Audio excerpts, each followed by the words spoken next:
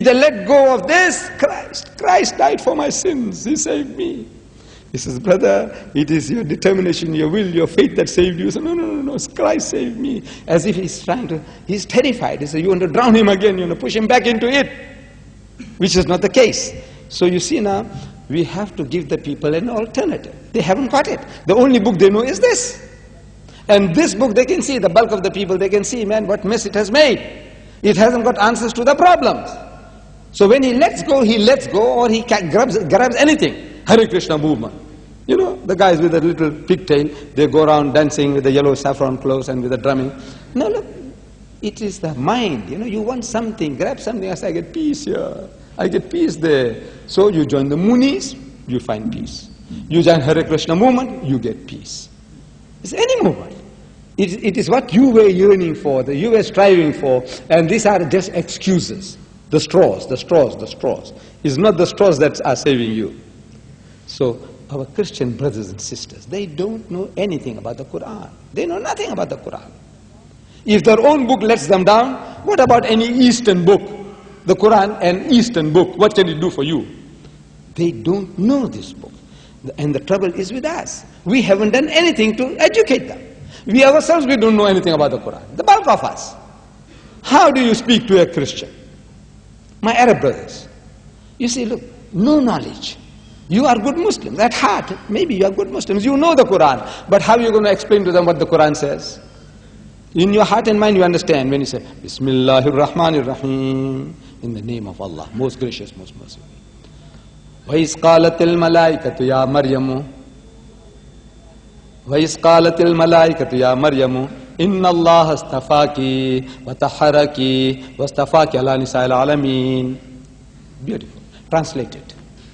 Translate it for your hearer. How are you going to translate it? So, well, you see, the angel came and look, what else can you do? You know yourself, you understood it beautifully, mashallah. You know what it says. But now, you don't know the language, you don't know the right terminology. See, you are just a new person here. You know, you are maybe a mathematician and electronics and all that. But this language, how to translate what you are reading, you don't know. So my brother said about you people, he said, look, those Qurans are for the non-Muslim, American. He didn't use the word non-Muslim, but that's what he meant. American, most of you might be born here, you're also American. Muslim, born here, you're American. But he said, no. He had in mind non-Muslim American. So he let them have it. But that's also not good enough. You see, I said, you Arab also need it. Believe me, you need this translation. In this environment at home, you don't need it. Allah, in the sight of Allah, you don't need it. Translations you don't need. But now to talk to this, in this ocean of westernization, Christendom, English environment, you need a translation to put the correct words, correct meanings of what you're reading. It's there in the mind, but you can't reproduce it. So now you get the translation, Surah Ali Imran, chapter 3, verse 42, Bismillahir Rahmanir Rahim, like this one here. Bismillahir Rahmanir Rahim. So, وَإِذْ قَالَتِ الْمَلَائِكَةُ يَا مَرْيَمُ. So behold, the angel said, O Mary, إِنَّ اللَّهَ اسْتَفَاكِ وَطَهَّرَكِ وَاسْتَفَاكِ عَلَى نِسَاءِ الْعَالَمِينَ. That God Almighty has chosen thee and purified thee, chosen thee above the women of all nations. Ya Maryam uqnuti li rabbiki wasjudi warka'i ma'a raqi'in. So, O Mary, worship thy Lord devoutly, prostrate thyself and bow down in prayer with those who bow down. Now, if you can memorize that English, you know Arabic already. I have experimented on groups of Arab students in the at Dahran University. You see, I said, now how many of you know? وَإِذْ قَالَتِ الْمَلَائِكَةُ يَا مَرْيَمُ إِنَّ اللَّهَ اسْتَفَاكِ وَطَهَّرَكِ. How many of you? And almost 80% put up their hands.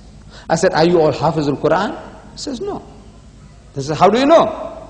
Well, constant reading. Your language, easy to retain. Right. I says, mashallah. You have done the job. You know it. Now, I said, now, how to improve English? I'm going to teach you how to improve your English. You see, I learn many languages. I know many languages. Some. I can quote you Indonesian, Swahili, Spanish. What language are you? Nigerian, Zulu, Tswana, Afrikaans, Zulu, Arabic, Hebrew. What language you want to hear? Tell me quickly. Of this I have name. What language you want to hear? Huh? German. I didn't say German. Come on. Any. The languages I said, Swahili, Indonesian or Malaysian, Spanish. Huh? Swahili. Tazameni mikono yangu na miguu yangu. Yaguwa ni mimi mwenyewe. Mshige ni uone. Waguwa roho haina mwili na mifupa. No, I learn languages, different languages. It serves my purpose, you see. This Swahili opens the doors for me in Kenya. You see, they don't allow us South Africans in Kenya. Then when I reached there, sometimes twice I got stranded in Nairobi. 24 hours to catch the other plane, no way out. I can't go out, I got to remain. So I have to keep myself occupied or go mad. So I keep busy. Every Kenyan I meet, the officer with his uniform, I says, I was trying to learn your language. I said, yes. I said, look, listen, I don't know whether I'm murdering it, but listen.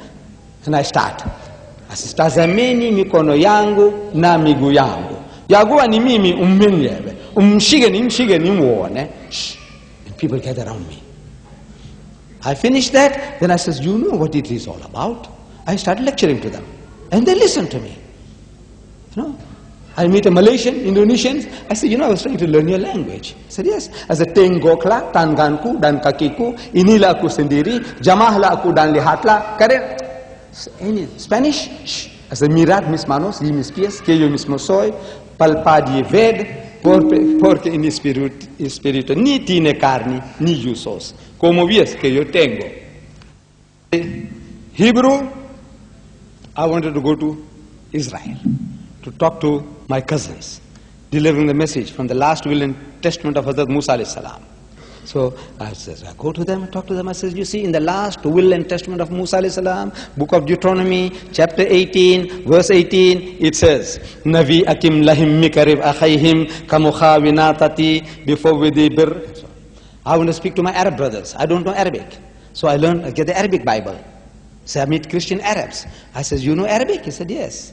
I had an argument with a fellow who was giving me a lot of trouble in Canada at a place called Hamilton.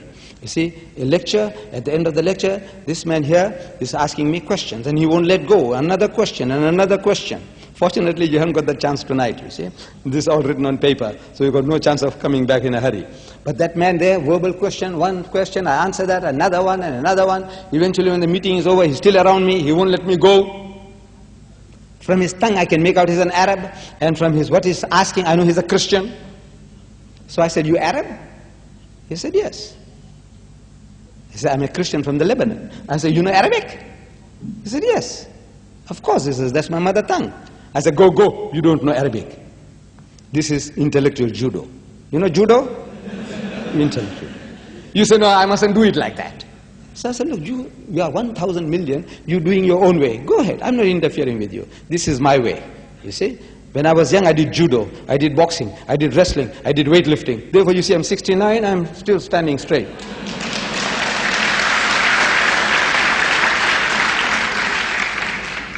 So I said, go, man, you don't know Arabic. He said, you mean to say you know my language better than me? I says, no. I'm ashamed to tell you that I'm a born Muslim, but I don't know Arabic. It's the language of the Quran, it's the language of Jannah, language of my Prophet, but I don't know Arabic. I'm ashamed of myself. Then so what do you mean I don't know Arabic? I said, you see, you read this book, the Bible, in your own mother tongue, in Arabic. I said, yes. And I said, you are understanding the exact opposite of what you're reading. Not what is there. If you are told in the Bible, thou shalt not commit adultery, you are understanding as if it is saying, thou shalt commit adultery. So, what do you mean? You take me for a zombie? I said, no. I said, look, I will prove it to you.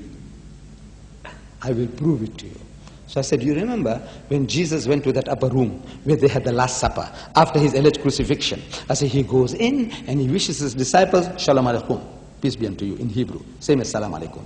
When he said, peace be unto you, I said, his disciples were terrified. So why were they terrified? When you meet your long-lost master, your uncle, your grandfather, you're happy. The Arab, as he embraces one another, kisses one another, I used to feel very funny before, but I'm used to it now. Some people in the middle, they kiss on my forehead. You know, it feels so funny, you know. But now I'm getting used to it. However, the Arab and the Jew embraces one another. See, his master embraced. Instead of doing that, the guys are terrified. I said, why were they terrified? He says, no, Luke tells us, chapter 24, verse 36, that they were affrighted because they thought he was a spirit. I said, did he look like a spirit? He says, no. Then I said, why should they think the man is a spirit when he didn't look like one? He's puzzled. So I said, look, the reason is I gave all that. Then I said, you know, Jesus wants to assure them that they're not what they're thinking. They're thinking he has come back from the dead. He's resurrected. So he says, Unzuru ila yadayya wa rijlayya. Says, behold my hands and my feet. Inni ana huwa, that it is I myself. So husuni wanzuru, say, handle me and see. Fa inna ruha laysa lahu lahman wa izamun. For a spirit has no flesh and bones, as you see me have. And they felt him, and they believed not for joy, means they were overjoyed and wondered. What happened, man? We thought the man was dead and buried. So he says, Aindakum hahuna ta'am. Have you got anything to eat? فَنَاوَلُوهُ جُزْءًا مِّن سَمَكٍ وَشَيْئًا مِّن شَهَدِ عَسَلٍ فَأَخَذَ وَأَكَلَ قُدَّامَهُم. And they gave him a piece of broiled fish and a honeycomb, and he took it, and he ate in the very sight, as if to prove what? That is the ghost, he's a spook, he's a spirit. No, to prove I'm the same fellow man, damn fools, what are you afraid of me for? Shh, I bowled him over, this Arab Christian, that language.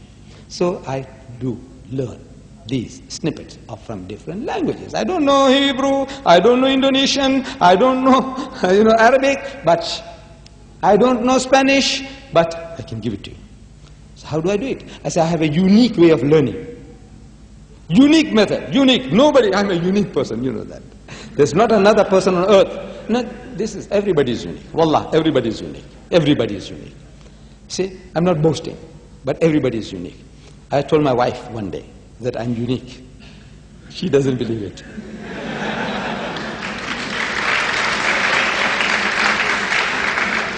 But I proved it to her. She didn't believe it. She thinks I'm boasting. Nobody like me. I said, no. I say, I'm unique. There is really nobody like me. She says, no. So I said, in the family, Mr. So-and-so, I don't know, take the name. So she sees, mentally she sees the fellow. I said, is there another guy like him? So she says, no. I said, our son, my eldest son, Ibrahim. I said, is there another guy like him?